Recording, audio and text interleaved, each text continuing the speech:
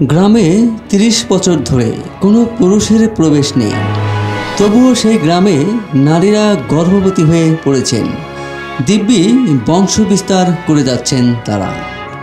ইসলাম বলছে মহান আল্লাহ তাআলা শুধু মা মরিয়ম আলাইহিসসালামকে পুরুষবিহীন সন্তান দান করেছিলেন। তাহলে পুরুষবিহীন এ গ্রামে সন্তান জন্মদান এটি কিভাবে সম্ভব, নাকি এর পিছনে রয়েছে অন্য কোনো কারণ? যেখানে বিপরীত লিঙ্গের চক্রে গড়ে ওঠে বংশ পরস্পরতা, তবে কি এ গ্রাম চলছে বিপরীত চক্রে? গ্রামটির নাম উমোজা।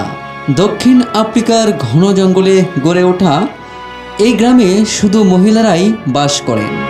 প্রায় ২৫০ মহিলা রয়েছেন এই গ্রামে। পুরুষদের যেখানে কোনোভাবেই প্রবেশের অনুমতি নেই, সেখানে কিভাবে গর্ভবতী হচ্ছেন মহিলারা? এই প্রশ্নটা স্বাভাবিকভাবেই আসবে। না, এটা কোনো জাদু নয়।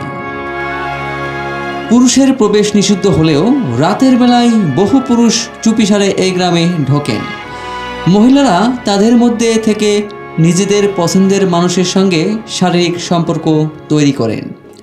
গর্ভবতী হয়ে পড়ার পর ওই পুরুষের সঙ্গে আর কোনো রকম সম্পর্ক রাখেন না তারা। মহিলারা সন্তানদের জন্ম দেন এবং নিজেরাই তাদের লালন পালন করে থাকেন।